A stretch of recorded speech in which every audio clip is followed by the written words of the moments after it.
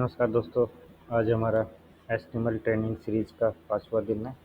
आज हम बात करते हैं एचटीएमएल फॉर्म्स के बारे में। सो बेसिकली एचटीएमएल फॉर्म्स में क्या है, फॉर्म्स के एलिमेंट्स हैं, एलिमेंट्स में एट्रीब्यूट्स हैं। उन सब चीज़ों को हम वन बाय वन जानते हैं। हम नोटपैड का ही अभी यूज़ कर रहे हैं। तो इसके लिए हम सबसे पहले करते हैं, फाइल को सेव करते हैं। यहाँ पे सेव ऑल फाइल्स किया और फाइल को नाम दिया HTML form .html।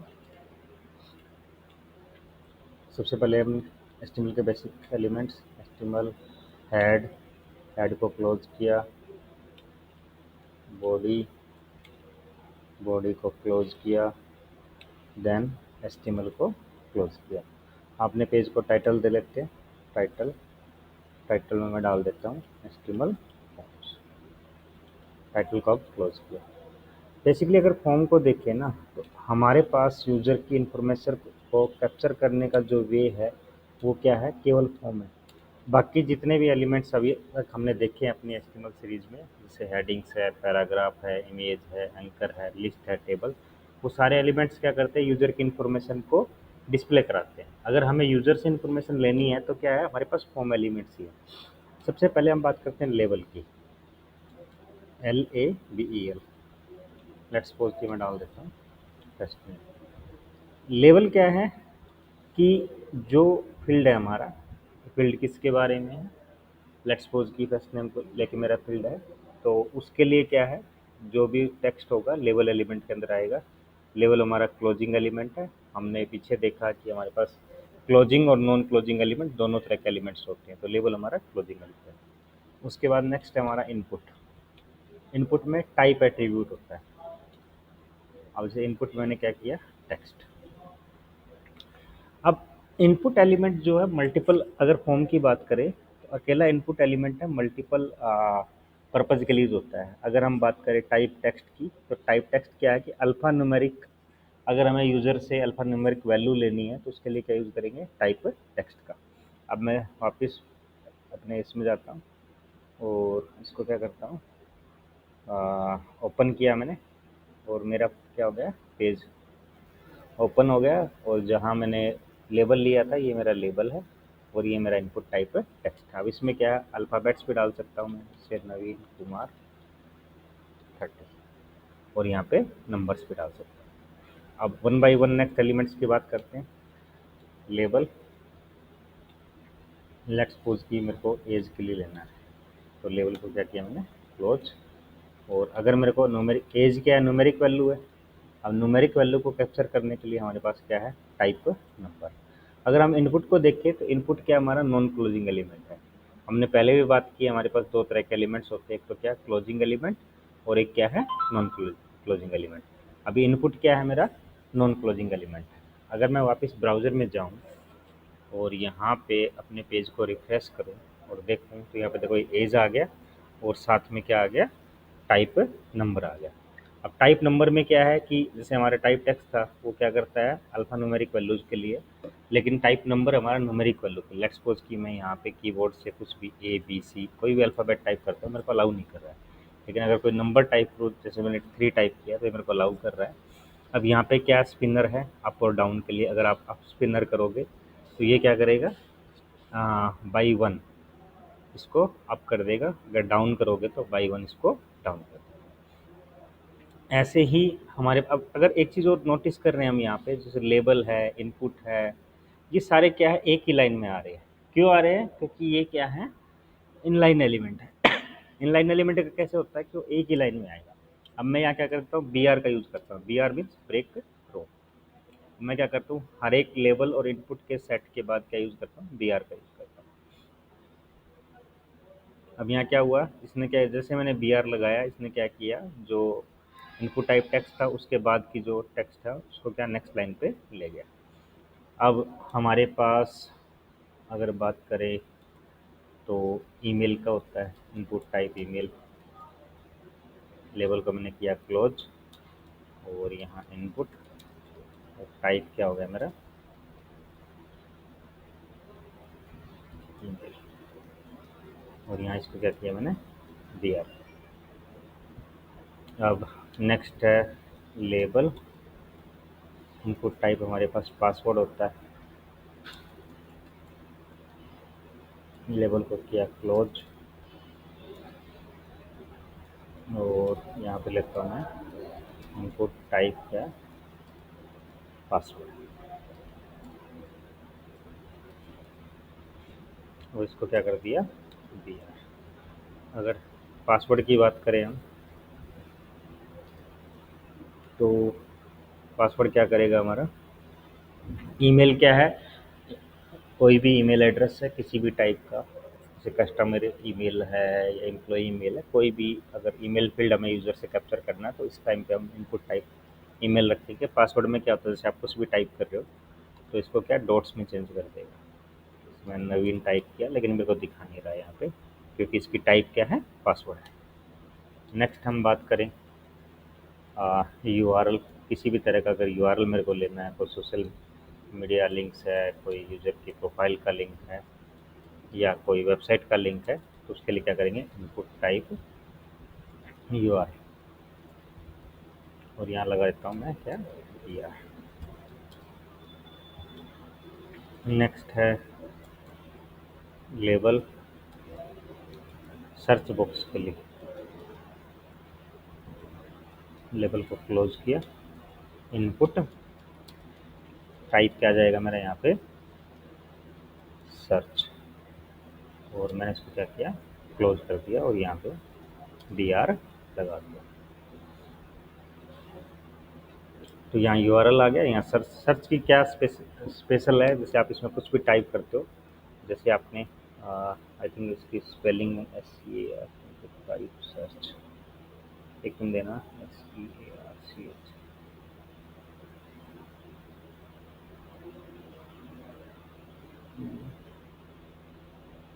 Input type search, input type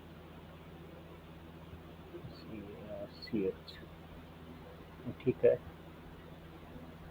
एक मिनट देख लेते हैं इसको ना, इनपुट टाइप सर्च का क्या होता है। Input type search, type search ही दिखा रहा है। कोई मिस्टेक है, इनपुट टाइप सर्च SEARCH, मैं यहाँ स्पेस दे के देखता हूँ।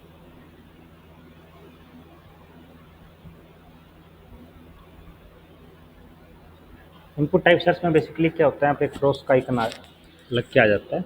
इसको देखते हैं बाद में। नेक्स्ट अपने नेक्स्ट एलिमेंट्स पे मूव करते हैं। जैसे लेबल, नेक्स्ट है डेट, लेबल क्लोज और यहाँ पे मैं क्या किया इनपुट टाइप डेट किया और यहाँ लगा दिया br। ये मेरा डेट पिकर लेके आएगा। लेबल से टाइम और लेबल को क्या किया क्लोज किया और input type is equal to time और यहाँ इसको क्या कर दिया क्लोज किया और यहाँ इस पर क्या लगा देता हूँ br लगा देता हूँ। br means date close. यहाँ देखे यहाँ मेरा डेट पिकर आ गया। इसमें टू डेट सेलेक्ट कर सकते हो या फिर आगे पीछे से बैक मंथ में जाना है, नेक्स्ट मंथ में जाना है। इस पर क्लिक करके आपके पास मंथ्स आ जाते हैं, यहाँ पे क्लिक करते ईयर्स आ जाते हैं। तो आगे स्क्रॉल करके इसको आगे पीछे मूव कर सकते हो। यहाँ टाइम का मेरा ये टाइम पिकर आ गया। नेक्स्ट अगर लेट्स सपोज कि मेरे को डेट और टाइम दोनों एक साथ चाहिए तो मैं क्या करता हूँ लेबल डेट एंड टाइम और लेबल को क्या किया क्लोज किया, input type is equal to date time hyphen local और यहाँ लगा देता हूँ मैं br। नेक्स्ट है मेरा कलर के लिए। लेबल लिया मैंने कलर। एक्चुअली लेबल्स मैं एलिमेंट के नेम पे ही ले रहा हूँ, लेकिन जब हम एक्चुअल वेबसाइट्स में यूज़ करेंगे बेस्ड ऑन की किस फील्ड की इंफॉर्मेशन कैप्चर करनी है उसके भी यहाँ पे आएगा। जैसे मैंने यहाँ पे कलर लिया, सेव किया, वापस ब्राउज़र में गया और रिफ्रेश किया तो यहाँ देखो कलर बॉक्स आ गया। अब कलर बॉक्स में क्या आप कोई भी कलर चूज़ कर सकते हो यहाँ से जाके या कस्टम वैल्यूज़ भी यहाँ से आप, जैसे मैंने 20 डाला, रेड की, ग्रीन की 40 डाली और ब्लू की क्या 200 डाला, तो उसके इक्वलेंट जो भी कलर है वो जनरेट हो जाएगा यहाँ पे और बाय डिफ़ॉल्ट सिलेक्ट हो जाएगा। नेक्स्ट हम बात करते हैं जिसे रेंज के लिए होता है हमारा, तो लेबल, रेंज, और लेबल को क्या किया, क्लोज किया, और इनपुट टाइप, और टाइप में क्या डाल दिया, रेंज, और यहाँ लगा दिया PR।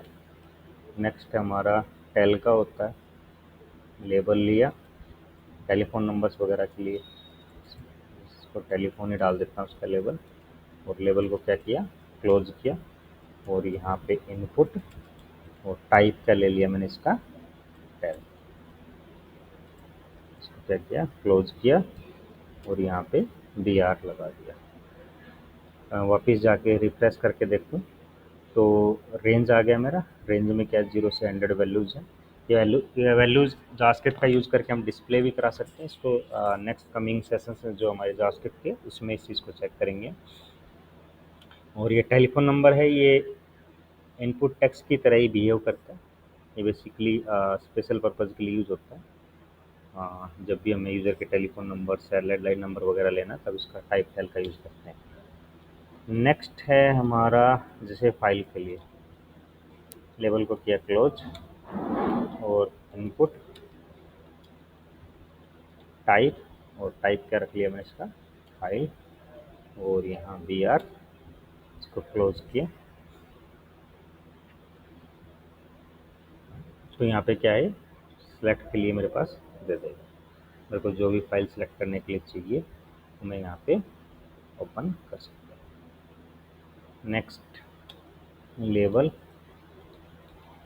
और नेक्स्ट जो हमारा फील्ड है, अब एक बार आप इसको उत्तर कर लेते हैं। ये जो नंबर हो गया हमारा, टेक्स्ट हो गया, ईमेल हो गया, पासवर्ड हो गया, URL, search, date time local, range. Next हम बात करते हैं रेडियो बटन्स की। लेट्स सपोज कि हमें जेंडर का ऑप्शन देना है यूज़र को, उसमें हम क्या यूज़ करते हैं, रेडियो बटन्स का। तो इनपुट टाइप रेडियो। अब रेडियो में कैसे होता है कि आपके पास मल्टीपल ऑप्शंस हैं। लेट्स सपोज कि आपने क्या किया, यहाँ पे मैं लिख देता हूँ यहाँ पे मेल, तो एक रेडियो बटन और बनाता हूँ, इनपुट टाइप रेडियो, और यहाँ पे मैं क्या डाल देता हूँ, फीमेल। अब और यहाँ पे ब्रेक दे देता हूँ, और साथ में मैं क्या करता हूँ, इनपुट टाइप, एक सबमिट बटन बना लेता हूँ, टाइप सबमिट के साथ होगा। इसमें एक वैल्यू एट्रीब्यूट होता है, वैल्यू में जो भी आपको बटन पे टेक्स्ट दिखाना, जैसे मैं सेव कर देता हूँ यहाँ पे। अगर सेव यहाँ वैल्यू में लोगे तो वहाँ बटन पे सेव टेक्स्ट आ जाएगा, रजिस्टर लोगे तो रजिस्टर, या जो भी आप बटन का टेक्स्ट लेना चाहते हो। अब अगर हम देखें यहाँ पे, तो यहाँ देखो मेल को सिलेक्ट किया तो मेल भी सिलेक्ट हो रहा है, और फीमेल को सिलेक्ट किया तो फीमेल भी सिलेक्ट हो रहा है।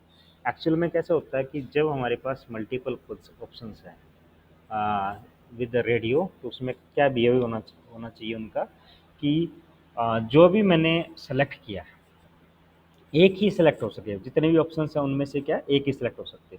तो उसके लिए हमें क्या करना होगा, हम यहाँ पे नेम एट्रीब्यूट लेते हैं। लेट्स सपोज कि मैंने नेम लिया। अब इसमें जो रेडियो बटन का सेट है उसमें जितने भी ऑप्शंस हैं, लेट्स यहाँ पे 2 ऑप्शन है, तो उसको सेम नेम देंगे। जैसे मैंने क्या किया, जेंडर दिया है यहाँ पे, और मैं यहाँ पे भी क्या कर लेता हूँ, name is equal to gender, GENDER। इसको सेव किया, पेज को रिफ्रेश किया। अगर हम चेक करें अभी, जैसे मेल और फीमेल, अब क्या हो रहा है, इन दोनों में से एक ही ऑप्शन मेरा चूज हो रहा है। अब मैं क्या करता हूँ, एक सेट और बनाता हूँ इसका रेडियो बटन्स का। जैसे मैंने क्या किया, लेबल रेटिंग के लिए बना लेते हैं, रेटिंग, और लेबल को क्या कर दिया, क्लोज कर दिया, इनपुट दिया, टाइप दिया रेडियो, और यहाँ नेम, अब जैसे 1, अभी नेम नहीं ले रहा हूँ मैं कुछ आपको इसमें 1 2 3 4 और 5, इसको एक बार कोड को राइट कर लेते हैं। जैसे यहाँ पे 2 किया, यहाँ पे 3 किया, यहाँ 4 किया, और यहाँ 5 किया। लेट्स सपोज कि आप क्या करते हो, इनिशियल में जैसे हम पहली बार कर रहे होते हैं तो स्टूडेंट्स क्या करते हैं कि इनको भी ना दोनों को सेम नाम देते हैं।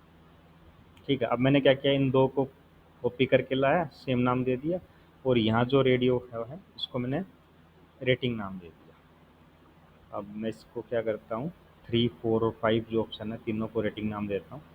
मैंने फाइल को सेव किया। अगर तुम यहाँ पे देखो, अब देखो क्या होगा, जैसे आपने फीमेल सेलेक्ट किया यहाँ पे और आप 2 पे क्लिक करते हो, फीमेल वहाँ से हट गया और 2 सेलेक्ट हो गया। अगर 1 को सेलेक्ट करते हो तो 1 हो गया।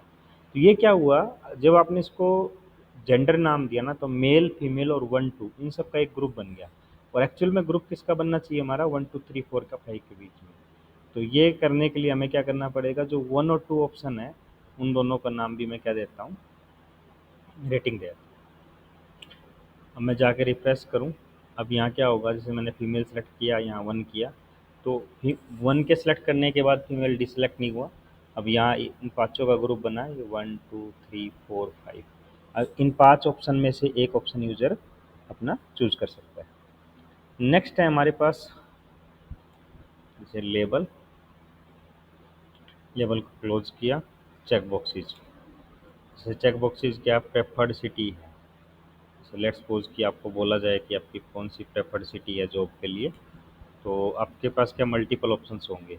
तो जहाँ पे ये है चॉइसेस हैं, और चॉइसेस कैसे हैं, चेक बॉक्स हमारे यहाँ पे टाइप रहेगा। और चॉइस हमारी कैसे हैं, मल्टीपल चॉइस हैं। आप बोलो मेरे को कोई एक सिटी है या एक से ज़्यादा है, या आप सारे के सारे सेलेक्ट करना चाहो, जिसमें बोलता हूँ दिल्ली और नोएडा, गुड़गांव, चंडीगढ़, पुणे और बेंगलोर। जैसे हमारी आईटी एरियाज़ के भी यहाँ पे मैंने सिटीज़ ली है, जैसे नोएडा में है, गुड़गांव में है, चंडीगढ़ में भी हमारा आईटी है, और यहाँ मैं पुणे ले लेता हूँ, और ये क्या लिया मैंने, बेंगलोर लिया। और भी सिटीज़ में है, लेकिन मैंने अभी उनमें से कुछ ही सिटीज़ यहाँ पे ली है।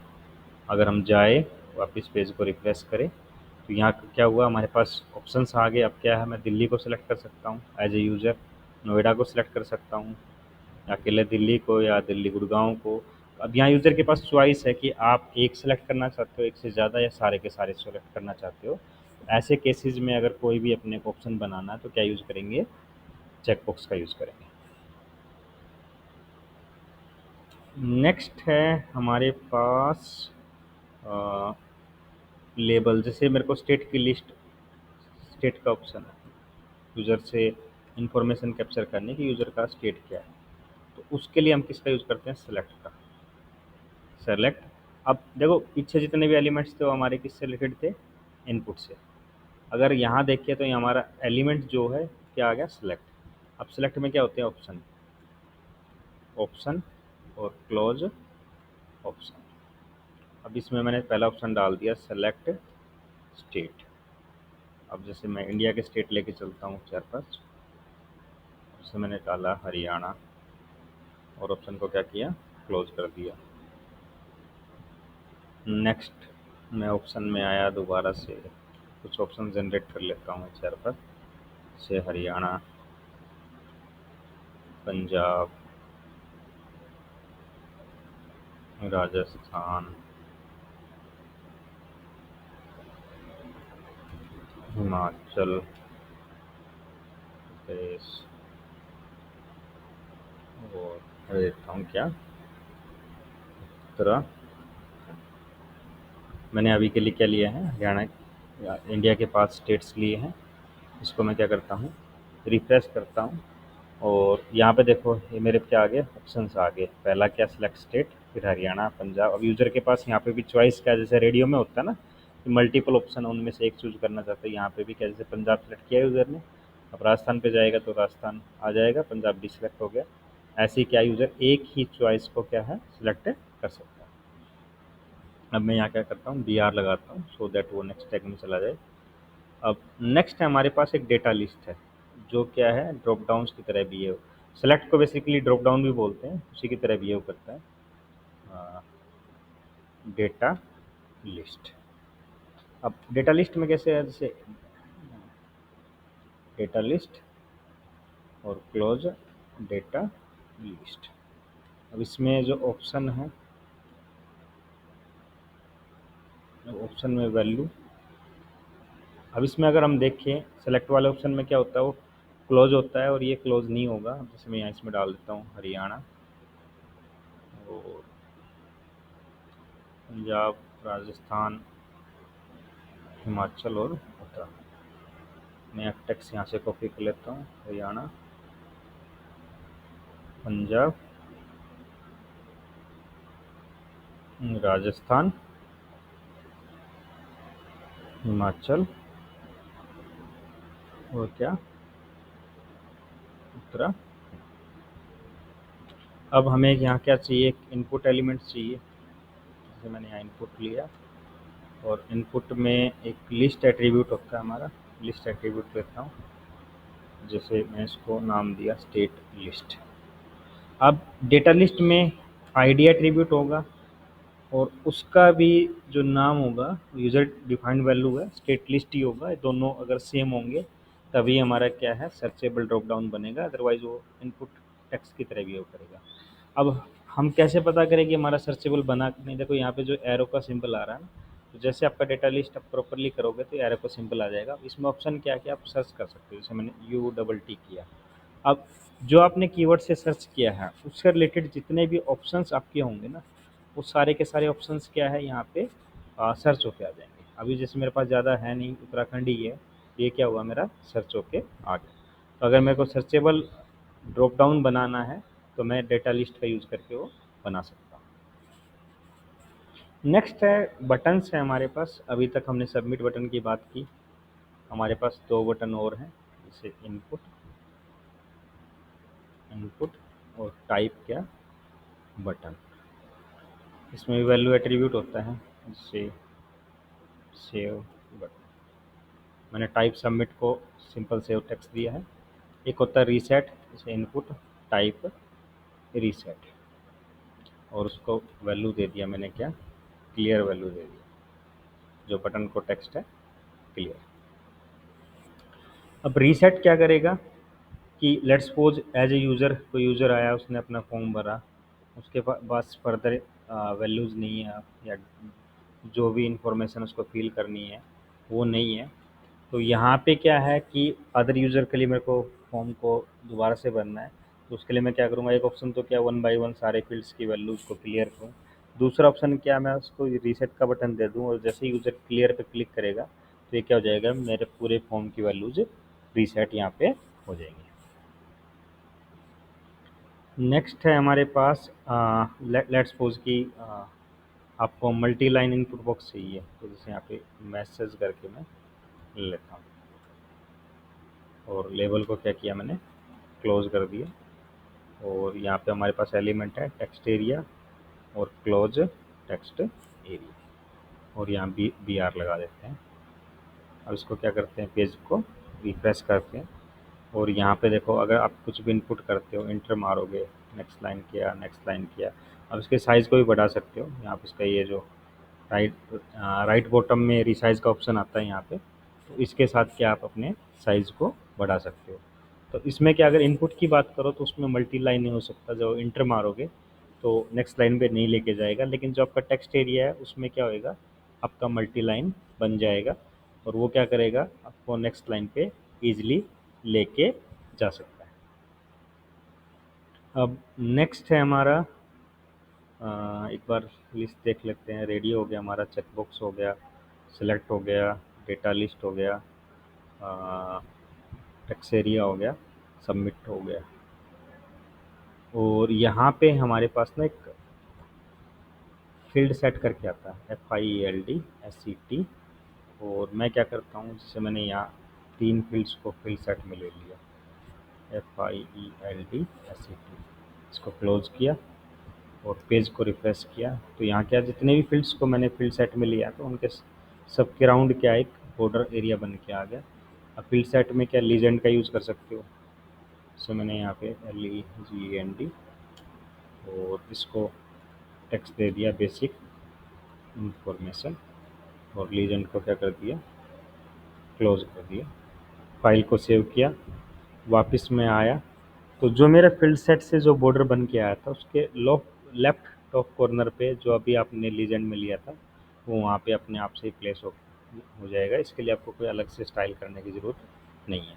ऐसे क्या है, एक फॉर्म के अंदर मैं मल्टीपल फील्ड सेट ले सकता हूँ। जैसे मैंने यहाँ दोबारा से फील्ड सेट को चालू किया और यहाँ पे मैं क्या कर देता हूँ, फील्ड सेट को क्या कर देता हूँ, क्लोज कर देता हूँ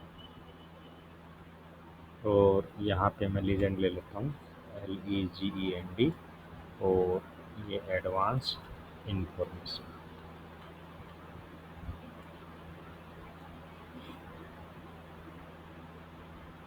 और पेज को दोबारा से रिफ्रेश किया तो यहाँ देखो दूसरा बॉर्डर एरिया बन के आ गया। जिन जिन फील्ड्स को मैंने वहाँ पे लिया था वो सारे के सारे फील्ड्स क्या हैं, मेरे यहाँ पे आ गए। तो ऐसे करके क्या, अगर हम एक्चुअल वेबसाइट्स की बात करें ना, तो ये तो क्या है कि हमारे पास प्रोवाइडेड ऑप्शन है। तो उसकी वजह से मैंने आपको बताया कि भी क्या क्या फील्ड्स हैं हमारे पास फॉर्म्स के अंदर। अगर एक्चुअल वेबसाइट्स की बात करें तो एक्चुअल वेबसाइट्स में क्या होगा, उसमें आपको CSS का यूज़ करना पड़ेगा। CSS का यूज़ करके आप स्टाइलिंग करोगे। वहाँ ये फील्ड सेट वगैरह का यूज़ हम बहुत कम करते हैं और बोले तो ना के बराबर है हमारा। नेक्स्ट है हमारे पास कुछ और फील्ड्स हैं जिनके बारे में हम बात करते हैं। जैसे हमारे पास एक है, जैसे पीछे हमने इसके डेट के बारे में बात की थी, तो डेट के साथ साथ हमारे पास डेट का फील्ड कहाँ है हमारा, मैं डेट के साथ ही ले लेता हूँ। एक होता है, इसका पूरे कॉम्बिनेशन कॉपी कर लेता हूँ मैं। एक होता है हमारे पास मंथ का, तो मंथ में भी उसकी टाइप क्या है, मंथ है। एक होता है हमारे पास वीक का, उसकी टाइप क्या है, इनपुट की टाइप क्या होती है, वीक होती है। ये मेरा क्या हो गया, मंथ के लिए है जिसमें टाइप मंथ है, ये वीक के लिए है जिसमें टाइप क्या है, वीक। अगर मैं वापस जाके पेज को रिफ्रेश करूं और यहाँ देखूं तो मंथ के केस में आ गया जैसे जुलाई 2025, अगस्त 2025। लेट्स सपोज कि मैं अगस्त को क्लिक करता हूँ तो वैल्यू क्या सेलेक्ट होकर आई, अगस्त 2025। ऐसे ही वीक में है, अभी करंट जो 2025 इसका 13th वीक चल रहा है, इसको सिलेक्ट करोगे तो ये यहाँ पे दिखाएगा वीक 30 ऑफ 2025। तो ये भी क्या है, हमारे स्पेशल पर्पज़ एलिमेंट्स हैं जो कि क्या है, स्पेसिफिक सिचुएशंस में हमारे पास यूज में आते हैं। नेक्स्ट है हमारे पास एक होता है हिडन फील्ड। हिडन फील्ड का काम क्या है, जैसे लेट्स सपोज कि आपको हिडन फील्ड लेना है तो मैं क्या करता हूँ, यहाँ स्टार्टिंग में ही एक हिडन फील्ड ले लेता हूँ। जैसे इसको लेबल देने की ज़रूरत भी नहीं है क्योंकि हिडन रहेगा हमारा। इनपुट टाइप हिडन लिया मैंने और हिडन को क्या कर दिया, जैसे नेम दे देता हूँ मैं। एक्चुअली आगे जाके जानेंगे एट्रीब्यूट्स के बारे में। नेम एट्रीब्यूट क्या करता है कि हर एक फील्ड का जो नेम है डिफरेंट रहेगा। जैसे मान लो इसका नेम देता हूँ कि फॉर्म पर्पज़, कि इस फॉर्म का पर्पज़ क्या है।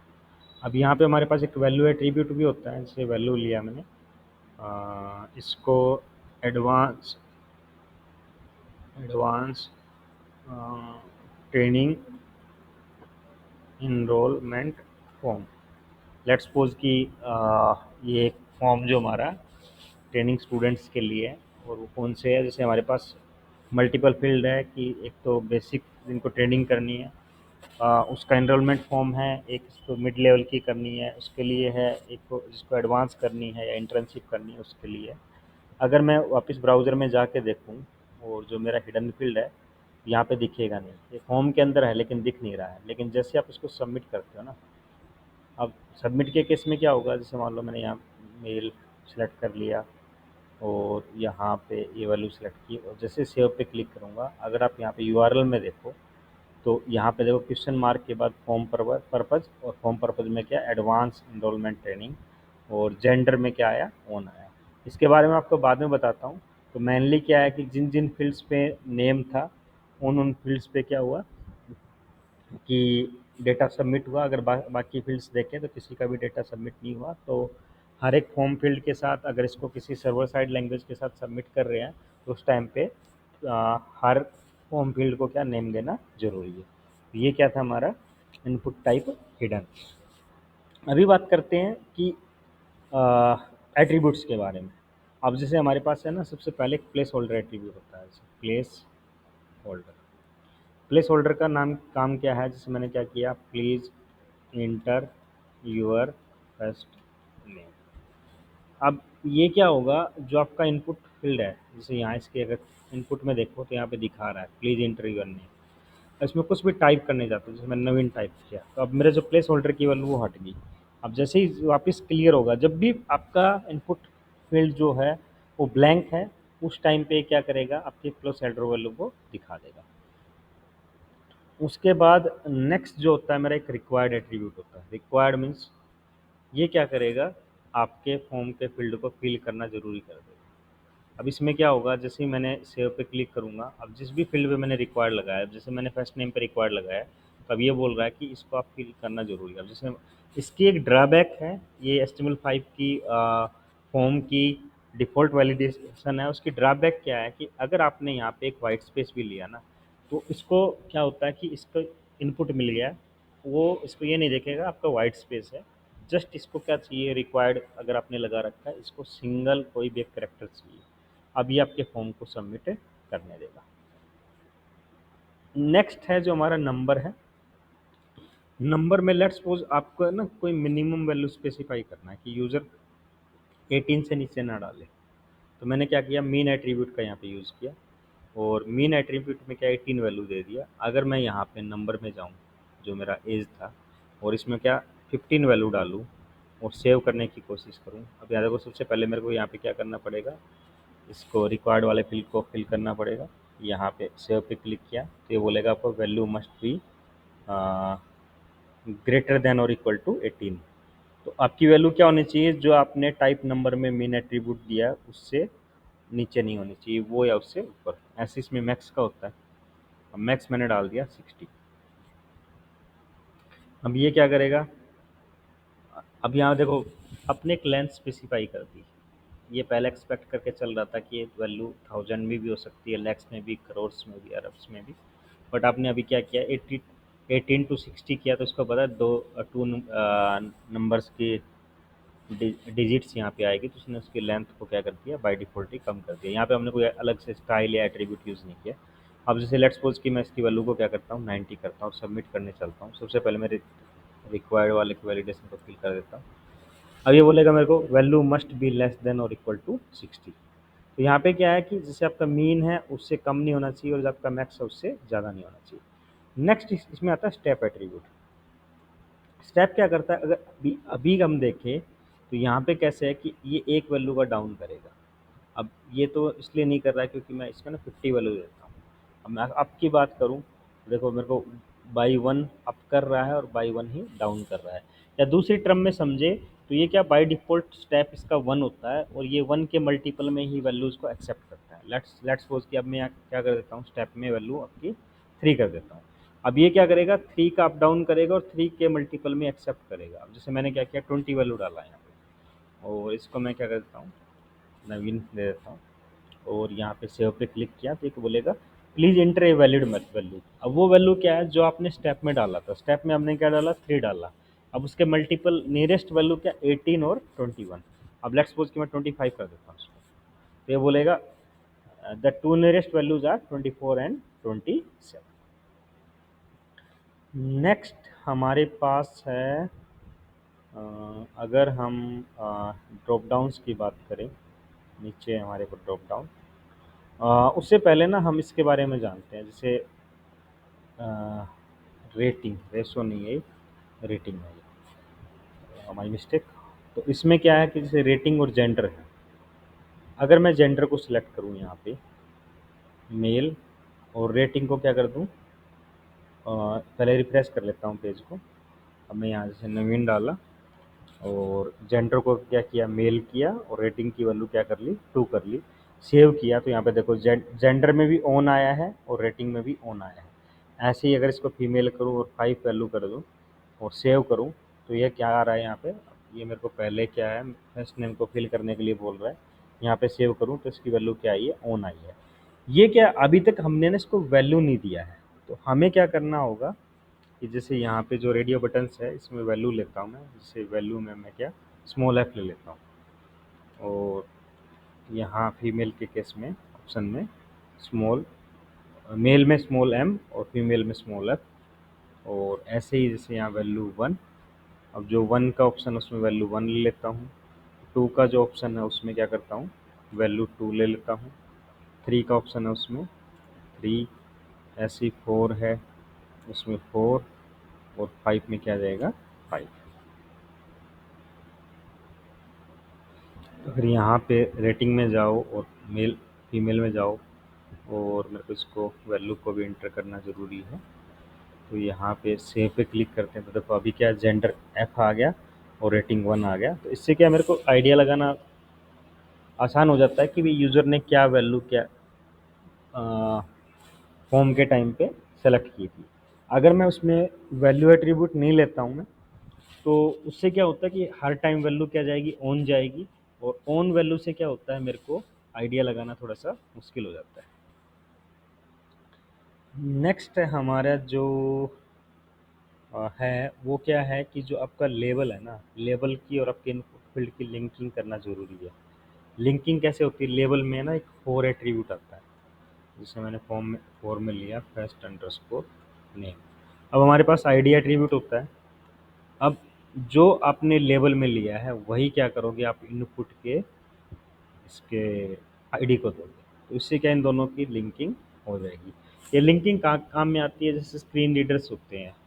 तो स्क्रीन रीडर्स क्या है, आपके वेबसाइट्स को रीड करते हैं, तो वहाँ पे वो उसको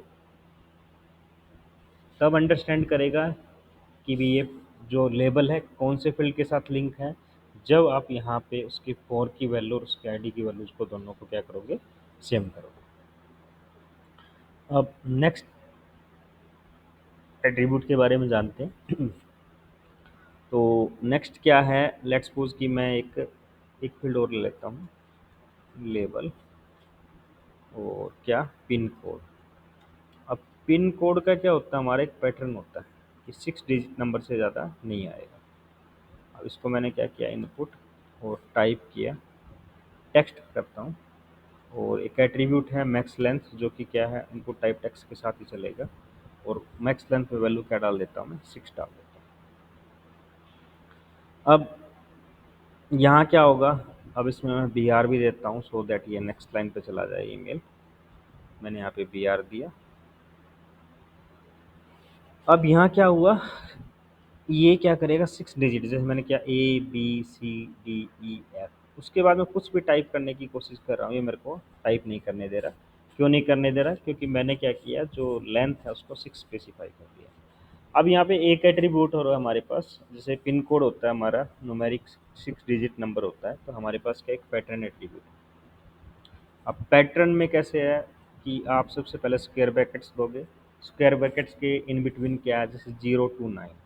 अब 0 to 9 में क्या है, देन करली ब्रेसेस दोगे, ओपन और क्लोज, उसके बाद लेंथ स्पेसिफाई कर। और इसमें टाइटल डाल सकते हो, जैसे टाइटल में मैंने डाला 6 डिजिट न्यूमेरिक न्यूमेरिक वैल्यू। मैंने सेव किया इसको, पेज को क्या किया, रिफ्रेश किया, और यहाँ आके मैंने ABCD, अभी मेरे को इंटर तो करने देगा, लेकिन जैसे मैं सबमिट करने जाऊँगा ना, अब जैसे मैं यहाँ पे भी नेम डाल देता हूँ, यहाँ पे सबमिट करने जाऊँगा, ये मेरे को बोलेगा please match the requested format. और जो मैंने टाइटल में डाला था जो भी, उसको एज ए मैसेज दिखा देगा। अब ये मेरे को क्या बता रहा है, 6 डिजिट न्यूमेरिक वैल्यू। अब जैसे मैं क्या करता हूँ, 1 2 3 4 5, अभी भी मेरे को नहीं अलाउ कर रहा, लेकिन जैसे 6 करूँगा तो ये क्या कर रहा है, मेरे को अलाउ कर दे रहा है। लेकिन जैसे मैंने इसको वापस किया, 6 को रिमूव करके और सबमिट करने जब गया, तो ये क्या हुआ, 6 डिजिट न्यूमेरिक वैल्यू का मैसेज मेरे को टाइटल में जो डाला था वो दे दिया। अब यहाँ पे क्या है, जैसे आप खाली न्यूमेरिक वैल्यू चाहिए तो आप क्या करोगे, सिंपली 0 to 9 डाल दोगे। अगर आप बोलते हो कि मेरे को स्मॉल अल्फ़ाबेट्स भी चाहिए, तो यहाँ पे इसके 0 to 9 के बीच साथ में ही और स्क्वायर ब्रैकेट के अंदर A-Z डाल दोगे। अब ये क्या करेगा, 6 डिजिट का नंबर होना चाहिए, combination of number and small alphabets. अब मैं यहाँ क्या करता हूँ, ABCD और 1 2 करता हूँ, इसको अलाउ कर देगा। लेकिन जैसे मैं कैपिटल A करता हूँ, उससे पहले मैं क्या करता हूँ, यहाँ पे जो रिक्वायर्ड फील्ड है उसको फिल कर देता हूँ, सेव पे क्लिक करता हूँ, ये मेरे को अलाउ नहीं कर रहा, लेकिन जैसे मैं स्मॉल ए करूँगा तो ये मेरे को अलाउ कर देगा। अगर मेरे को चाहिए कि यहाँ कैपिटल वैल्यूज़ को भी अलाउ करना है, तो इनके साथ में क्या मैं कैपिटल में A-Z डाल दूंगा, तो उससे क्या है कि ये आपको अब न्यूमेरिक वैल्यूज़ को भी अलाउ करेगा, आपको स्मॉल नंबर्स को भी अलाउ करेगा, और आपको कैपिटल नंबर्स को भी अलाउ करेगा। नेक्स्ट है हमारा मल्टीपल का एक एट्रीब्यूट होता है। उससे पहले जैसे अभी क्या है कि अगर हम पेज को लोड करते हैं, तो अभी जेंडर ना तो रेडियो बटन्स में कोई बाय डिफ़ॉल्ट सेलेक्ट होके आ रहा है, और ना ही चेक बॉक्सेस में होके आ रहा है। अगर मेरे को यहाँ पे कोई करना है, तो यहाँ पे एक एट्रीब्यूट होता है चेक। मैंने जैसे यहाँ फीमेल में चेक डाला है, और यहाँ मैं क्या करता हूँ, वैल्यू 4 को चेक डाल देता हूँ, दोनों को ऑप्शन 4 को डाल दिया, तो यहाँ देखो बाय डिफ़ॉल्ट क्या आया, फीमेल आया, और यहाँ क्या आया, 4 आया। अब इसमें क्या है, यूज़र चेंज कर सकता है, लेकिन जब मेरा पहली बार डिफ़ॉल्ट पेज लोड हो रहा है, तो उस टाइम पे जो भी मैंने चेक किया था, जिस पे भी चेक डाला था एट्रीब्यूट, उस पर चेक हो गया जाएगा। चेक मेरा क्या है, ये रेडियो बटन्स में भी काम कर, चेक बॉक्सेस में भी काम करता है। यहाँ पे जैसे मैंने मल्टीपल को दे दिया, नोएडा को और चंडीगढ़ को, और मैं वापस जाऊँ और पेज को रिफ्रेश करूँ, तो यहाँ पे देखो नोएडा और चंडीगढ़ दोनों क्या हो गए, चेक हो के आ गए। नेक्स्ट है मेरा मल्टीपल, और मल्टीपल मेरा जैसे सिलेक्ट ऑप्शन है मेरा, इसमें मल्टीपल चलेगा। अभी मेरा सिलेक्ट क्या था, सिंगल वैल्यू को सिलेक्ट कर रहा था। मल्टीपल के केस में क्या होता है, मल्टी सिलेक्ट ड्रॉप डाउन बन गया। अब जैसे हरियाणा को सिलेक्ट किया, कंट्रोल में दबा के रखता हूँ कीबोर्ड पे, राजस्थान को सिलेक्ट कर लिया, पंजाब को सिलेक्ट किया, तो इससे क्या होता है कि यूज़र मल्टीपल ऑप्शंस को सिलेक्ट कर सकता है। सेम वे में ना, आपका जैसे जो फाइल है, इनपुट टाइप फाइल है, उसमें भी ये क्या है, आपका सिलेक्ट चलेगा। जैसे देना मेरे को, मैं इसको क्लोज कर देता हूँ।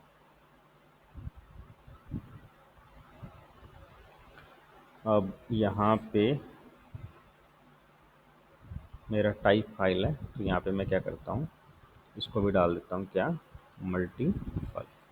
उसको मैंने क्या किया, सेव किया, और सेव करके रिफ्रेश किया, रिफ्रेश करके टाइप फाइल पे गया यहाँ पे, और टाइप फाइल पे क्या है, डाउनलोड्स में जाता हूँ मैं, और जैसे जेएस ट्रेनिंग में जाता हूँ, तो यहाँ पे जैसे ये फाइल है, कंट्रोल दबा के मैं एक साथ दो, एक से ज़्यादा फाइल्स को यहाँ क्या कर सकता हूँ, सेलेक्ट कर सकता हूँ, और ओपन पे क्लिक किया, तो यहाँ मेरे को दिखा रहा है कितना, 2 फाइल्स। तो यहाँ बेसिकली आपको दिखाएगा कि कितनी फाइल्स क्या है यहाँ पे आपने सेलेक्ट की थी। तो अगर आपको अपने जो फाइल फील्ड है उसको मल्टी सेलेक्ट बनाना है, तो आप क्या करोगे, इनपुट टाइप फाइल का यहाँ पे यूज आप करोगे। नेक्स्ट है हमारे पास रीड ओनली और ये डिसेबल्ड। वो दोनों कैसे काम करते हैं, लेट्स सपोज कि मैं यहाँ पे क्या करता हूँ, मैंने एक लीजेंड के बाद में लेता हूँ, यहाँ पे मैंने क्या किया, एक लेबल लिया, और टाइटल से यूज़र का टाइटल लेने के लिए, और लेबल को क्लोज कर दिया, और यहाँ मैं लेता हूँ इनपुट, और टाइप लेता हूँ क्या, टेक्स्ट। इसको नेम दे देता हूँ, जिससे यूज़र टाइटल करके नेम दे दिया। वैल्यू दे देता हूँ इसको, वैल्यू में मैंने क्या किया, mr डॉट, और यहाँ क्या कर देता हूँ, रीड ओनली लगा देता हूँ, रीड ओनली, और यहाँ लगा देता हूँ मैं क्या, br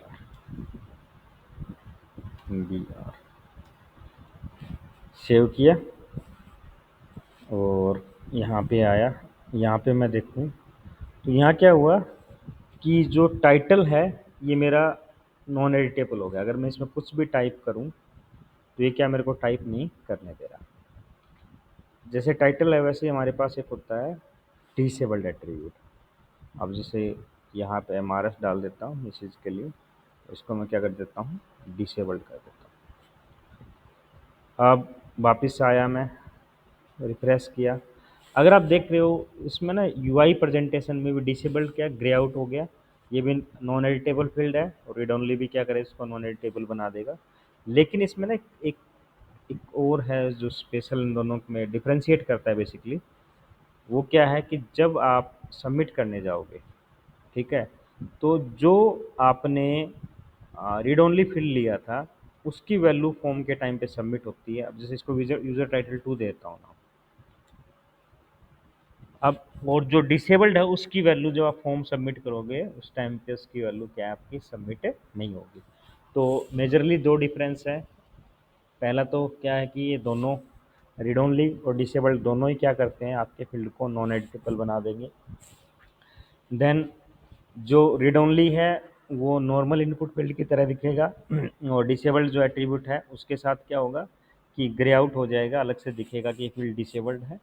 और अगर आप फॉर्म को सबमिट करते हो तो उस टाइम पे जो रीड ओनली एट्रीब्यूट है उसकी वैल्यू आगे फॉर्म की पास होगी और आपका जो डिसेबल्ड है उसकी वैल्यू पास नहीं होगी। इसके बाद हम बात करते हैं, अगर हम देख रहे हैं जब भी मेरा डेटा सबमिट होता है तो यहाँ पे जो भी मेरे फील्ड्स हैं उनकी वैल्यूज़ यहाँ देखो यूआरएल में क्या हो रही है, मेरे को डिस्प्ले हो रही है। तो ये क्या है, हमारे पास ना दो मेथड्स होते हैं फॉर्म को सबमिट करने के, एक होता है गेट और एक होता है पोस्ट। अब जैसे यहाँ पे मेथड एट्रीब्यूट है हमारा जो फॉर्म एलिमेंट को लगेगा, अगर हम कोई भी मेथड स्पेसिफाई नहीं करते तो बाय डिफ़ॉल्ट उसका मेथड होता है गेट। अब गेट मेथड में क्या होता है कि जो भी आर्ग्यूमेंट्स हैं मेरे, जो भी मेरी फील्ड्स हैं उनकी वैल्यूज़ क्या है, की वैल्यू पेयर में। की वैल्यू पेयर कैसे, जैसे मैं यहाँ पे आपको दिखाता हूँ। जैसे क्वेश्चन मार्क लगे आपके यूआरएल के बाद, name, name is equals to Naveen. अब नेम क्या है, कोई फील्ड होगा उसकी वैल्यू क्या है, नवीन है। Then and age, age equals to 36। अब कोई नेक्स्ट फील्ड है एज, उसकी वैल्यू क्या है 36 है। ऐसी and gender is equal to male. तो ये इस फॉर्म में जितने भी फील्ड्स हैं आपके, आपका जब आप गेट मेथड यूज करोगे तो इस फॉर्म में क्या आपके डेटा को आगे पास करेगा।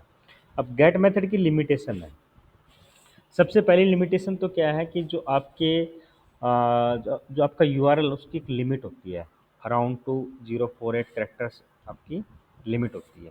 अब लेट्स सपोज कि आपका जो फॉर्म है उसमें जो डेटा है जो आपने सबमिट किया है उसकी लेंथ है 10,000 और आप गेट मेथड के साथ उसको सबमिट करने जा रहे हो, तो उस केस में क्या होगा कि आपका जो 2048 लेंथ है उसके बाद जितना भी डेटा होगा वो ट्रंकेट हो जाएगा। दूसरा क्या है, जहाँ सिक्योरिटी की बात करें, सिक्योरिटी मतलब जैसे आपकी बैंकिंग इन्फॉर्मेशंस हैं या कोई सिक्योर इन्फॉर्मेशंस हैं, तो वो सारी की सारी क्या है यूआरएल्स में कोई लॉगिन क्रेडेंशियल्स हैं, वो क्या है जब आप उसको गेट मेथड के साथ करोगे क्या होगा आपका यूआरएल्स में दिखेगा। नेक्स्ट है हमारा पोस्ट मेथड, जिसे मैं क्या करता हूँ, अगर आप कोई भी मेथड स्पेसिफाई नहीं करते हो तो बाय डिफ़ॉल्ट गेट मेथड होता है। अब मैं क्या करता हूँ, ये जितने भी फील्ड्स हैं मेरे यूआरएल में इन सबको मैं क्या कर दूँ, डिलीट कर दूँ और फॉर्म को दोबारा से रिफ्रेश कर दूँ। और जैसे मैंने यहाँ नवीन डाला और वैल्यू सिलेक्ट की, जैसे यहाँ नीचे वैल्यू मेरी बाय डिफ़ॉल्ट सिलेक्ट हो रखी है और सेव किया। अब की बार मेरा फॉर्म सबमिट हुआ है लेकिन मेरी वैल्यूज़ यहाँ यूआरएल में नहीं दिख रही है। क्यों नहीं दिख रही है, क्योंकि मैंने क्या किया है, पोस्ट मेथड का यूज़ किया। जब आप पोस्ट मेथड का यूज़ करते हो तो जो आपका डेटा है पोस्ट बॉडी में जाएगा और जब भी आप लार्ज डेटा की बात करो या फिर जब भी सिक्योर डेटा की बात करो तो हमेशा आप क्या करोगे, पोस्ट मेथड का यूज़ करोगे। नेक्स्ट है, अभी जैसे इसमें ना हम क्या कर रहे हैं, बीच बीच में मैं लेट्स सपोज की रिक्वायर्ड फील्ड लगा देता हूँ। मैंने यहाँ क्या किया, यहाँ भी रिक्वायर्ड लगा दिया, ठीक है, और ये यूआरएल में भी रिक्वायर्ड लगा दिया और मैं फॉर्म को क्या करूँ, सबमिट करने जाऊँ, रिफ्रेश करता हूँ, सबमिट करने जाऊँ तो ये क्या करेगा, मेरे से मांगेगा कि पहले भाई जो पहला मेरा फर्स्ट नेम रिक्वायर्ड था उसको वापस मैं सबमिट करने जाता हूँ। यहाँ पासवर्ड है उसको रिक्वायर्ड किया हुआ है मैंने। यूआरएल, अब यूआरएल के केस में भी URL special purpose input field है। जैसे आपने क्या किया यूआरएल में www.google.com, ये आपको अलाउ नहीं करेगा। क्यों नहीं करेगा, क्योंकि जो यूआरएल जो हमारा होता है उसमें सबसे पहले प्रोटोकॉल होता है। प्रोटोकॉल क्या है, जैसे http:// अब ये मेरे को अलाउ करेगा। अब ये एक तरह से इसको ना आपका यूआरएल कंसीडर करके चलता है। तो जो आपका टाइप यूआरएल है ना, उसमें क्या सबसे आप पहले आपका प्रोटोकॉल होना चाहिए, उसके बाद क्या आपकी कोई वैल्यू होनी चाहिए। ऐसे ईमेल का केस है, अब जैसे आपने क्या किया, ईमेल में डाला आपने ABC, अब कोई वैल्यू नहीं डाल रहा था तब वो मेरे को कुछ शो नहीं कर रहा, लेकिन जैसे आपने ये डाला ये बोलता आपको एक प्रॉपर ईमेल एड्रेस डालो। तो टाइप यूआरएल और टाइप ईमेल, ये दोनों क्या स्पेशल पर्पज है। ईमेल क्या ईमेल वैल्यूज लेगा, यूआरएल क्या यूआरएल वैल्यूज लेगा। अब फॉर द टाइम बिंग क्या मैं इसकी वैल्यू को ले लेता हूँ और सेव करने चलता हूँ। अब देखो जो जो रिक्वायर्ड है ना उन सब में क्या कर रहा है, फिल करने के लिए ज़रूरी, उनको फिल किए बगैर आपको फॉर्म को सबमिट नहीं करने दे रहा है। तो लेट्स सपोज कि आप टेस्टिंग मोड पे हो, आपने कोई फॉर्म बना लिया है और आप टेस्ट करने लग रहे हो, आपको बार बार फॉर्म के फील्ड्स को फिल नहीं करना है, तो आप क्या कर सकते हो, सिंपली यहाँ पे नो वैलिडेट का हमारे पास एक एट्रीब्यूट होता है जो कि फॉर्म एलिमेंट को लगेगा। अब आए, रिफ्रेश किया, और अब अगर जैसे मैं डायरेक्टली सबमिट करने जाऊँ ना, मेरे को अलाउ करेगा। थोड़े टाइम पहले क्या कर रहा था कि फर्स्ट नेम, पासवर्ड और जो यूआरएल फील्ड है मैंने उनको रिक्वायर्ड किया हुआ था, तो जो भी डिफ़ॉल्ट वैलिडेशन है HTML5 की उन सबको क्या कर देगा, स्किप कर देगा और आपके फॉर्म को सबमिट करने देगा। तो आप इसको क्या कर सकते हो कि रेदर देन रिक्वायर्ड पूरा फॉर्म में अपने वैलिडेशन प्रॉपरली सेट कर लिया है, और आप एक ऑप्शन तो क्या आप उसको सारे एट्रीब्यूट्स को रिमूव करो, और नेक्स्ट ऑप्शन क्या है कि आप सिंपल नो वैलिडेट का यूज कर सकते हो। नेक्स्ट अभी हमारे पास मेथड हो गया, नेक्स्ट है एक्शन। एक्शन क्या, रिक्वेस्ट सबमिट हैंडलर है। अब सबमिट हैंडलर कैसे, जैसे अभी तो क्या कर रहा है, जो आप फॉर्म को सबमिट कर रहे हो ना सेम पेज पे रिफ्रेश करते हैं। लेट्स सपोज कि मैं बोलता हूँ इसको xyz.php पे मेरे को सबमिट करना है, तो जिस भी फाइल पे या जिस भी यूआरएल पे आपको सबमिट करना है ना, वो क्या करोगे, xyz.php में डाल दोगे। अब ये फाइल मेरे पास है नहीं यहाँ पे, तो बेसिकली क्या नॉट फाउंड देगा, बट मैं आपको डिस्प्ले के पर्पज से दिखा देता हूँ कि आपको समझाने के पर्पज से, कि जब आप इसको सबमिट करोगे ना तो फाइल सबमिट हुई, फिर ये कहाँ पे गया, xyz.php पे। तो बेसिकली क्या है कि जो आपका एक्शन है, एक्शन क्या काम कर रहा है कि जहाँ पे भी आपको अपने फॉर्म को सबमिट करना है, तो वो पाथ यहाँ पे स्पेसिफाई कर सकते हो, और आप कुछ भी नहीं स्पेसिफाई करोगे तो वो क्या करेगा, सेम फाइल पे ही सबमिट कर देता है। अब नेक्स्ट है कि लेट्स सपोज कि आपको टारगेट एट्रीब्यूट है, टारगेट ये एंकर के साथ यूज होता है, और टारगेट में क्या करना है आपको, जब आपका फॉर्म सबमिट होता है, जब आपका फॉर्म क्या है सबमिट होता है, आपको उसको नई टैब में सबमिट कराना है। तो यहाँ पे जैसे मैंने क्या किया, कुछ भी वैल्यूज डाली 20, और सबमिट किया। अब देखो यहाँ पे 3 ही टैब ओपन है मेरे पास, ये इनपुट टाइप सर्च वाले मैं बंद कर देता हूँ, अभी 2 ही टैब ओपन है। अब जैसे ही सबमिट किया ना, इसने क्या किया, ये आपकी मेन टैब थी जहाँ से आपने सबमिट किया, और ये नई वाली टैब है। अब मैंने बताया था कि हमने कोई एक्शन नहीं दिया हुआ तो सेम फाइल को सबमिट करता है। अगर यहाँ पे मैंने एक्शन दे रखा होता तो जैसे abc.php डाल देता हूँ, तो वो क्या करेगा, फॉर्म, अभी मैं क्या करता हूँ आपको प्रैक्टिकली करके दिखाता हूँ उस चीज़ को। यहाँ पे मैंने टारगेट का यूज़ किया, तो टारगेट क्या करता है कि नई टैब में आपके फॉर्म को सबमिट करेगा। तो अभी हम क्या करते हैं, यहाँ पे abc.php लेते हैं, इस पेज को दोबारा से रिफ्रेश करते हैं और इसको सेव कर पे क्लिक करते हैं। तो यहाँ क्या हुआ, यहाँ आपका पेज वैसे के वैसे ओपन है, और जब आपका फॉर्म सबमिट हो रहा तो उस टाइम पे क्या नई टैब में जाके ओपन हुआ, और वो क्या है abc.php को सबमिट हुआ, क्योंकि आपने क्या कर रखा है यहाँ पे एक्शन के अंदर क्या डाल रखा है आपने, abc.php। नेक्स्ट हमारे पास है टेक्स्ट एरिया के अंदर, जैसे कॉल्स, COLS, ये भी एट्रीब्यूट है। जैसे कॉल्स की वैल्यू मैं क्या कर दूँ 20। अब यहाँ पे क्या, अगर देखो अपने टेक्स्ट एरिया का साइज़ देखो, बाय डिफ़ॉल्ट ये आ रहा है। अब जैसे ही मैंने इसकी वैल्यू को क्या किया, 20 नहीं करता मैं, इसकी वैल्यू को थोड़ा सा ज़्यादा करता हूँ कि 20 क्या है, बाय डिफ़ॉल्ट वैल्यूज़ से कम है, तो इस पे इफेक्ट नहीं आ रहा। जैसे ही मैंने 50 किया ना उसकी कॉल्स की वैल्यू, तो उसकी क्या विड्थ, उसकी क्या होगी, बढ़ गई। ऐसे ही मेरे पास क्या रोज एट्रीब्यूट है, ROWS, रोज की वैल्यू में क्या कर दूँ 10 कर दूँ। अगर जैसे आपने रोज की वैल्यू अपने स्पेसिफाई की क्या, उसकी हाइट, तो बेसिकली टेक्स्ट एरिया के ये दोनों एट्रीब्यूट हैं। कॉल्स किसके, टेक्स्ट एरिया की विड्थ को इंक्रीज कर देगा, और रोज क्या करेगा, उसकी हाइट को इंक्रीज कर देगा। वैसे तो हम एट्रीब्यूट्स का बहुत कम यूज़ करेंगे, हम CSS की स्टाइलिंग करेंगे, जो कमिंग CSS के सेशंस में जानेंगे कैसे फॉर्म के एलिमेंट्स को हम स्टाइल करते हैं। लेकिन फॉर द टाइम बिंग आपकी नॉलेज के लिए कि भी आपको पता होना चाहिए कि कौन कौन से एट्रीब्यूट और किस एट्रीब्यूट का क्या रोल है। नेक्स्ट हमारे पास होता है, जैसे अगर मैं आपको फॉर्म में दिखाऊं, यहाँ क्या हो रहा है, जैसे जो नेम फील्ड है, तो नेम फील्ड पे क्या है कि पहले जो भी वैल्यूज़ मैंने यहाँ पे यूज़ की होंगी, उस सारी की सारी हिस्ट्री बन के आ रही है। लेट्स सपोज कि मेरे को ये हिस्ट्री नहीं दिखानी है, तो मैं यहाँ क्या कर सकता हूँ, मेरे पास ऑप्शन है कि मैं, ये मेरा ये फील्ड है, इस पे ऑटो कंप्लीट एट्रीब्यूट का यूज करूँ और उसकी वैल्यू क्या कर दूँ, ऑफ कर दूँ। मैं इसको ऑटो कंप्लीट ऑफ किया और इसको क्या कर दिया, सेव किया। अब देखो ये हिस्ट्री नहीं लेके आ रहा, वो ड्रॉप डाउन नहीं बन के आ रहा जो पूरा पहले वैल्यूज जो आपने इंटर की थी। तो ये क्या है, पार्टिकुलर फील्ड पे भी लग सकता है या आप पूरे फॉर्म पे भी इसको क्या कर सकते हो, स्पेसिफाई कर सकते हो।